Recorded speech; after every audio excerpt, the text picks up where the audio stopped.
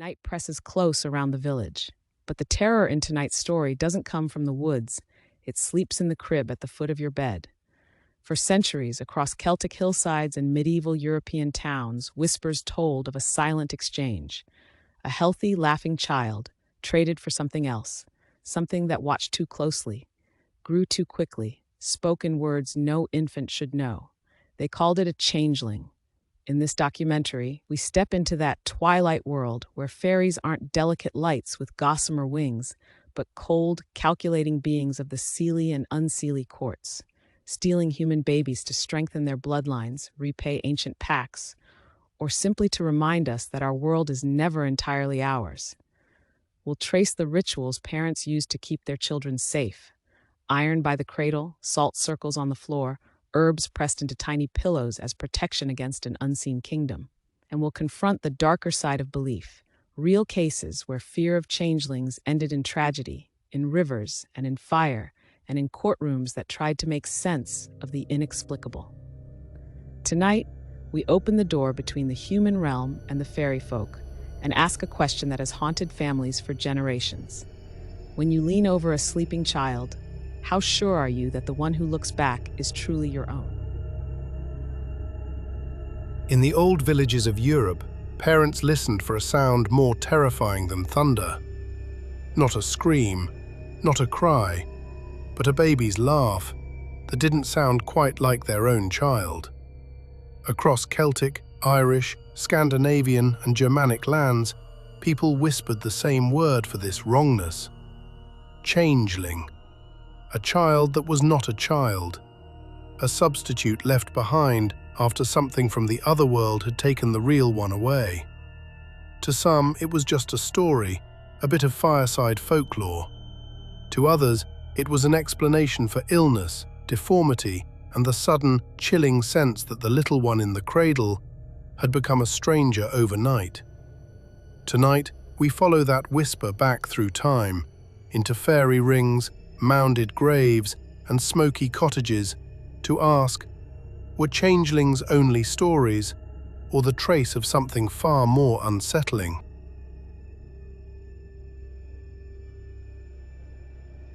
In Celtic belief, the world of humans and the world of the Aoshi, the fairy folk, were separated by the thinnest of veils.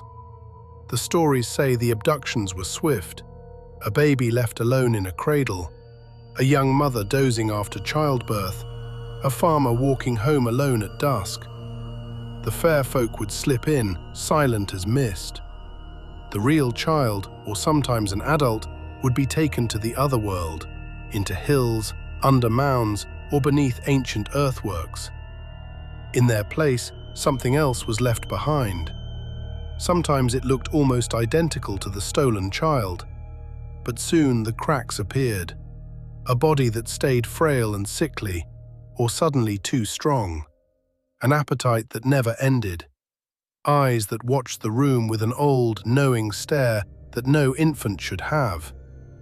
From Ireland's fairy forts to Scandinavian troll-haunted forests and German hearths guarded by iron, families began to wonder, is this my child, or an intruder wearing my child's face?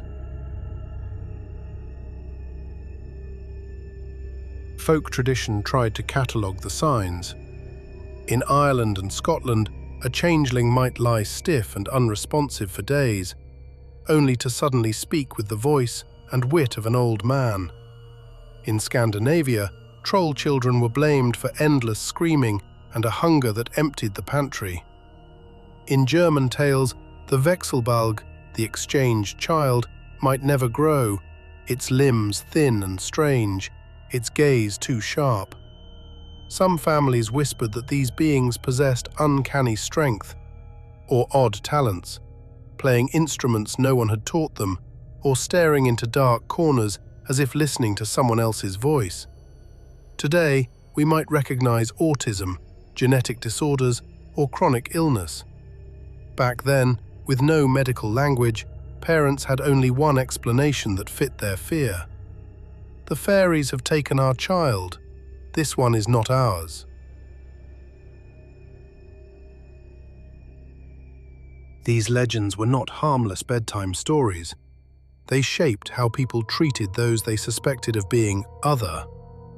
Iron scissors hung over cradles, rowan branches above cottage doors, infants baptized as quickly as possible because an unbaptized child was thought easier for fairies to claim. Across Celtic lands, families developed rituals to test a suspected changeling. In some tales, the child is tricked into revealing its age by being shown an absurd act, like brewing beer in an eggshell. The creature laughs and says it has seen acorns before oaks or rivers before bridges. In that moment, its ancient nature is exposed. In others, far darker methods were used in a desperate attempt to shock the intruder into fleeing and force the fairies to return the real child. Behind the poetry of the stories lies something raw, the terror of watching a beloved face change and the human urge to explain or to blame what we don't understand. For Celtic communities, these were not isolated incidents. They were part of a larger map, a haunted geography. Fairy forts and ring forts, ancient circular earthworks, were avoided or treated with reverence. Lonely hawthorn trees were left standing in cleared fields, never cut, never touched. Fairy rings of mushrooms appeared overnight on dewy grass, and no sensible person stepped inside. These places were seen as doors to the other world, fairyland, elfland, the realm under the hills where time moved strangely. It was from these thresholds, people believed, that the fair folk emerged on certain nights. Samhain and Beltane, dusk and dawn, the in-between hours when the veil thinned. Lose sight of your child near a mound, a ring, a solitary tree, and you might not bring the same child home again. The changeling myth reveals more than fairy belief. It exposes how communities coped with grief, disability, and difference. In a time before genetics, neurology, or psychology, the sudden transformation of a child, illness, seizures, developmental delay, or a personality shift demanded a story. The fairy abduction explained the unexplainable. It gave families someone or something to blame. Modern scholars point to postpartum depression, psychosis, and misunderstood conditions like autism or Down syndrome as possible roots for these tales. Some of the darkest historical records show how far people were willing to go once they decided a child was not human. Yet the same stories also show a deep, aching love. Parents willing to risk angering powerful beings, to pray, to bargain, to watch over a cradle all night just to keep their child safe. The legend is both a mirror of fear and a record of desperate devotion.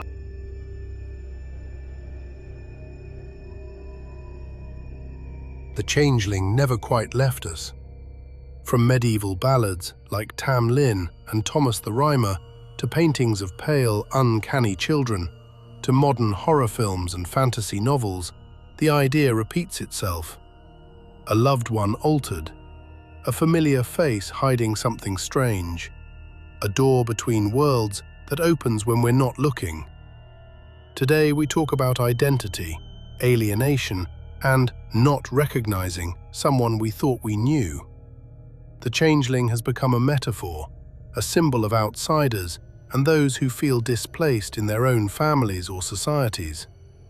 And yet, on quiet nights in the countryside, beside old fairy forts and lone trees, the old fears still cling to the landscape. Parents still lean over sleeping children and listen, not just for breathing, but for that subtle, impossible sense that something is off.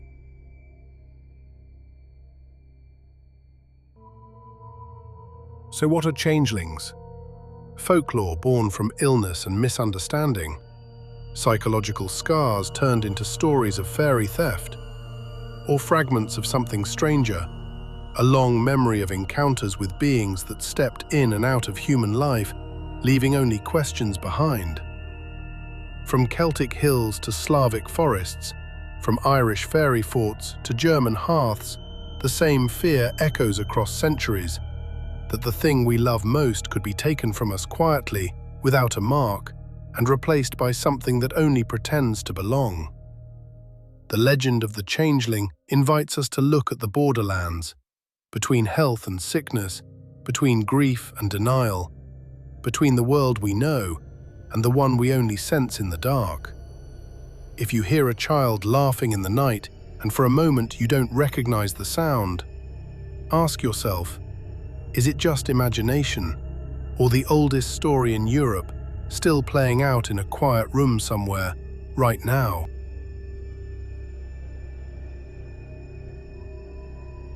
Night presses close around the village, but the terror in tonight's story doesn't come from the woods. It sleeps in the crib at the foot of your bed. For centuries, across Celtic hillsides and medieval European towns, whispers told of a silent exchange. A healthy, laughing child traded for something else, something that watched too closely, grew too quickly, spoke in words no infant should know. They called it a changeling.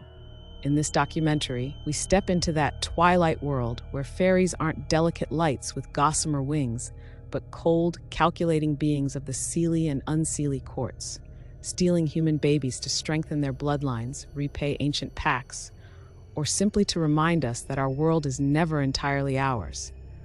We'll trace the rituals parents use to keep their children safe.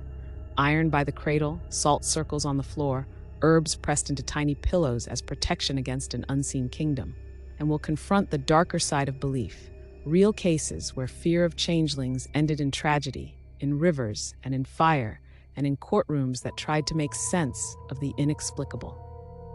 Tonight, we open the door between the human realm and the fairy folk and ask a question that has haunted families for generations. When you lean over a sleeping child, how sure are you that the one who looks back is truly your own?